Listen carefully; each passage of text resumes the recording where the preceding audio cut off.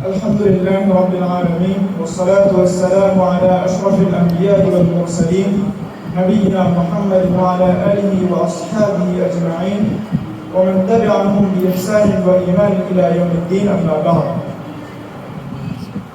সংক্ষিপ্ত হামদোলাথের পর মোতাফারিকা বিভাগ কর্তৃক আয়োজিত আজকের এই মাসিক সাহিত্য আসরে উপস্থিত আমার শ্রদ্ধেয় ওস্তাদগণ এবং আমার সামনে উপবিষ্ট প্রিয় ছাত্র ভাই ও বন্ধুগণ, আপনাদের সকলকে শুভেচ্ছা ও অভিনন্দন জানিয়ে আমার বক্তব্য শুরু করতে যাচ্ছি। প্রিয় উপস্থিতি, আজ আমি আপনাদের সামনে যে বিষয়টি নিয়ে বক্তব্য দেওয়ার ইচ্ছা পোষণ করেছি তা হলো তাওহীদ এর গুরুত্ব, ফজিলত এবং এর সংশ্লিষ্ট কিছু বিষয়। সংক্ষিপ্ত সময়ে আমি বিষয়টি তুলে ধরার চেষ্টা করব ইনশাআল্লাহ। প্রিয় উপস্থিতি, প্রথমে আমরা জেনে নিই তাওহীদ কি। তাওহীদের শাব্দিক অর্থ আরবিতে হলো তাওহীদ শব্দটি মূলত হলো একটি আরবি শব্দ যার বাংলা অর্থ হলো কোনো কিছুকে এক করা বা এক বলে মেনে নেওয়া। পারিভাষিক অর্থ হলো আল্লাহ সুবহানাহু ওয়া তাআলা তিনি নিজেকে যে গুণে গুণান্বিত করেছেন সেই সকল গুণে তাকে গুণান্বিত করা, সেই সকল গুণে তাকে এককভাবে গুণান্বিত করা হলো তাওহীদ। এই সংখ্যা দিক থেকে তাওহীদকে প্রধানত তিন ভাগে বিভক্ত করা যায়, যেমন তাওহীদুর রুবুবিয়্যাহ, তাওহীদুল উলুহিয়্যাহ, তাওহীদুল আসমাই ওয়াস সিফাত। প্রথম প্রকার হলো তাওহীদুর রুবুবিয়্যাহ। তাওহীদুর রুবুবিয়্যাহ কি?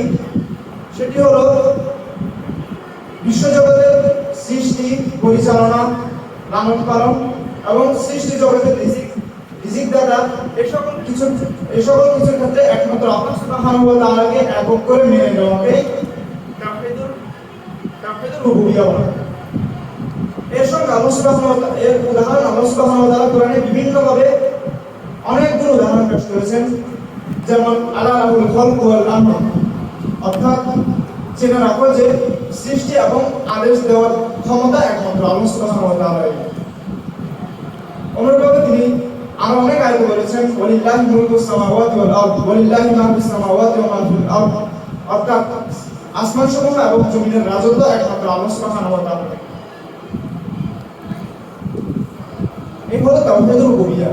দ্বিতীয়ত হলো তাওহীদুল উলুহিয়্যাহ বা তাওহীদুল ইবাদাহ, যেটা তাওহীদুল উলুহিয়্যাহ দ্বিতীয় নাম। তাওহীদুল উলুহিয়্যাহ কি? ইসলামী পরিভাষায় তাওহীদুল উলুহিয়্যাহ হলো বান্দা যে সকল কাজ আল্লাহ সুবহানাহু ওয়া তাআলার জন্য সম্পাদন করে, অর্থাৎ আল্লাহ সুবহানাহু ওয়া তাআলা কর্তৃক নির্দেশিত বান্দার ইবাদতই হলো তাওহীদুল উলুহিয়্যাহ। আর এই সকল ইবাদত একমাত্র আল্লাহ সুবহানাহু ওয়া তাআলার জন্যই সম্পাদন করতে হবে।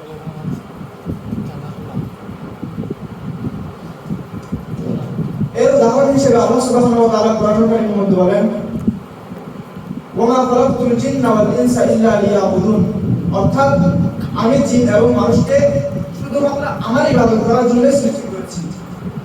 অনুরূপভাবে রাসূল সাল্লাল্লাহু আলাইহি ওয়াসাল্লামকে এই বিষয়ে আদেশ করেছেন যে কুল ইন্না সালাতি ওয়া নুসুকি ওয়া মাহইয়ায়া ওয়া মামাতি লিল্লাহি রাব্বিল আলামিন, অর্থাৎ আপনি বলুন যে আমার সালাত, আমার কুরবানি, আমার জীবন, আমার মৃত্যু সবকিছু বিশ্বজগতের প্রতিপালক একমাত্র আল্লাহ সুবহানাহু ওয়া তাআলার জন্য।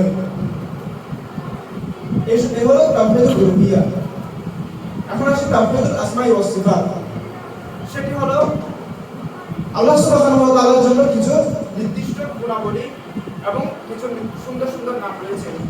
এই সকল গুণাবলী এবং নামের ক্ষেত্রে একমাত্র আল্লাহ সুবহানাহু ওয়া তাআলাকে একক করাই হলো তাওহীদুল আসমাই ওয়াস সিফাত। এর উদাহরণ আল্লাহ সুবহানাহু ওয়া তাআলা বলেন ওয়ালিল্লাহিল আসমাউল হুসনা ফাদউহু বিহা, অর্থাৎ আল্লাহ সুবহানাহু ওয়া তাআলার রয়েছে সুন্দর সুন্দর নাম, সুতরাং তোমরা তাকে সেই নামে ডাকো।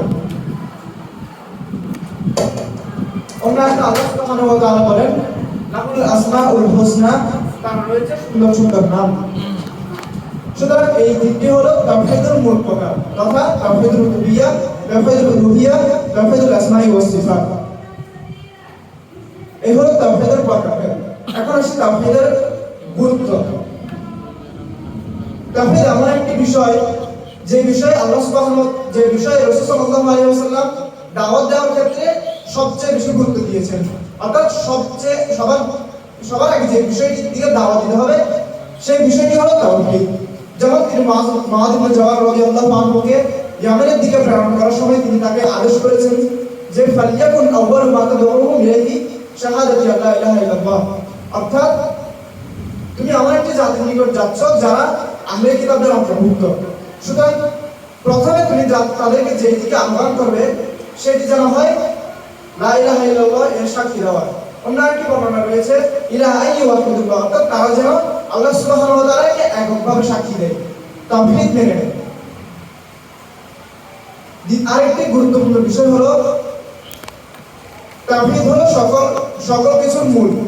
অর্থাৎ কোন একটি কাজ করতে যেমন আমাদের আপনার সালাত দিয়ে যেমন উদাহরণ দেওয়া যায়, সালাত যখন আদায় করতে আমরা যাব তখন আমাদেরকে আগে ওযু সম্পাদন করতে হবে। যদি আমাদের ওযুই না থাকে বা পবিত্রতা না থাকে তাহলে তখন আমাদের সালাতটাই শুদ্ধ হবে না। সুতরাং যখন আমরা ইবাদত করতে যাব তখনই আমাদের প্রথমে তাওহীদের প্রয়োজন, তাওহীদ হচ্ছে ইবাদতই শুদ্ধ হবে না। এগুলো তাওহীদের গুরুত্বপূর্ণ বিষয়। এখন আসি তাওহীদের কিছু ফজিলত নিয়ে। দুনিয়া ও আখিরাতে তাওহীদের উভয়মুখী ফজিলত রয়েছে। দুনিয়াতে যেমন একটি ফজিলত হলো যদি কোনো মুসলিম তো স্বাভাবিকভাবে এটা অন্তর্ভুক্ত, তবে যদি কোনো মুশরিকও আল্লাহ সুবহানাহু ওয়া তাআলাকে আল্লাহ সুবহানাহু ওয়া তাআলার তাওহীদ একনিষ্ঠভাবে মেনে নেয় তাহলে আল্লাহ সুবহানাহু ওয়া তাআলা তাকেও দুনিয়ার বিপদ থেকে উদ্ধার করবেন। যেমন তিনি কোরআন কারীমের মধ্যে বলেন ফালাম্মা নাজাহু ইলাল বারি ইযা হুম ইউশরিকুন। অর্থাৎ আল্লাহ সুবহানাহু ওয়া তাআলাকে ইতিপূর্বে তারা শরীক করত, তারা মুশরিক ছিল, তবে যখন তারা বিপদে পড়লো তখন তারা আল্লাহ সুবহানাহু ওয়া তাআলাকে একনিষ্ঠভাবে ডাকলো। এরপর আল্লাহ তাআলা তাদেরকে স্থলের দিকে বাড়িয়ে দিলেন, অর্থাৎ তাদেরকে মুক্তি দান করলেন। কিন্তু মুক্তি দান করার পরে তারা আবার তাদের শিরকের দিকে ফিরে যেত। আল্লাহ সুবহানাহু ওয়া তাআলা জানতেন যে তারা শিরক করবে, কিন্তু একনিষ্ঠভাবে তাকে আহ্বান করার কারণে তাদের সেই তাওহীদের ওসিলায় তাদেরকে বিপদ থেকে মুক্তি উদ্ধার করেছেন। সুতরাং এই হলো দুনিয়াবি একটি উপকারিতা বা ফজিলত। এখন কিছু আখিরাতমুখী কিছু ফজিলত বলা যাক। প্রথমটি হলো জান্নাত লাভ, অর্থাৎ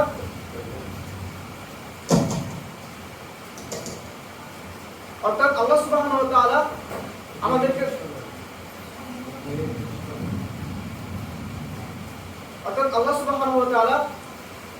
আমাদেরকে দুনিয়া প্রেরণ করেছেন একমাত্র তার ইবাদত করার জন্য, এবং সেই ইবাদত করলে আমাদের কি ফজিলত পাওয়া যাবে? প্রথমত জান্নাত লাভ এবং আল্লাহ সুবহানাহু ওয়া তাআলার সন্তুষ্টি লাভ। এই বিষয়টি রাসূল সাল্লাল্লাহু আলাইহি ওয়াসাল্লাম হাদিসের মধ্যে বলেন মা মিন আবদিন ক্বাল লা ইলাহা ইল্লাল্লাহ সুম্মা মাতা আলা যালিকা ইল্লা দাখালাল জান্নাহ। অর্থাৎ যদি কোনো বান্দা লা ইলাহা ইল্লাল্লাহ বলে এবং এরপর অটল থেকে মৃত্যুবরণ করে তাহলে সে ব্যক্তি জান্নাতে প্রবেশ করবে। অর্থাৎ লা ইলাহা ইল্লাল্লাহ বলার পর এর উপর বিশ্বাস রেখে এবং কাজকর্ম সম্পাদন করে লা ইলাহা ইল্লাল্লাহ দাবি অনুযায়ী কাজ সম্পাদন করে যদি কেউ মৃত্যু পর্যন্ত তার সেই কাজ চালিয়ে যেতে পারে তখন সে আল্লাহর ইচ্ছায় জান্নাতে প্রবেশ করতে পারবে। আরেকটি উদ্দেশ্য হলো জাহান্নাম থেকে মুক্তি। এই বিষয়টি রাসূল সাল্লাল্লাহু আলাইহি ওয়াসাল্লাম স্পষ্ট করে হাদিসে বলেছেন ইন্নাল্লাহা হারামা আলান নারি মান ক্বাল লা ইলাহা ইল্লাল্লাহ ইয়াবতাগি বিযালিকা ওয়াজহাল্লাহ। অর্থাৎ আল্লাহ সুবহানাহু ওয়া তাআলা সেই ব্যক্তির উপর জাহান্নামকে হারাম করে দিয়েছেন যে ব্যক্তি একমাত্র তারই উদ্দেশ্যে লা ইলাহা ইল্লাল্লাহ বলবে। সুতরাং এই হলো তাওহীদের ফজিলত দুনিয়াবি এবং আখিরাত উভয়মুখী তাওহীদের ফজিলত রয়েছে। এখন আসি তাওহীদের কিছু সংশ্লিষ্ট বিষয় নিয়ে।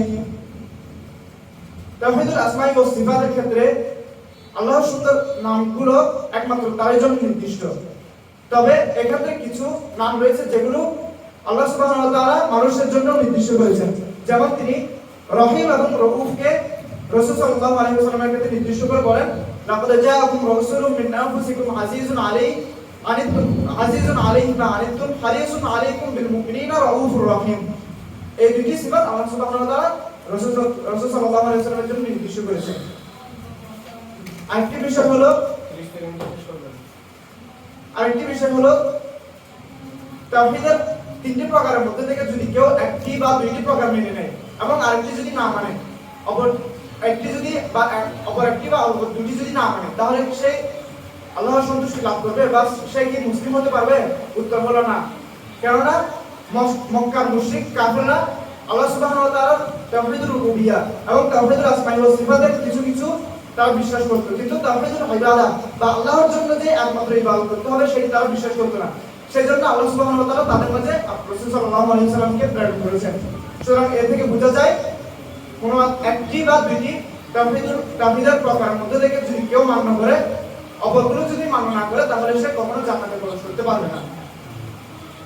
সুতরাং এই হলো তাওহীদ, আমার মূল আলোচ্য বিষয়। অতএব আমরা যা শুনেছি তা আমাদেরকে আল্লাহ সুবহানাহু ওয়া তাআলা পালন করার তৌফিক দান করুন এবং এই সম্পর্কে আলোভাবে বুঝে শুনে জেনে আমল করার তৌফিক দান করুন। আমি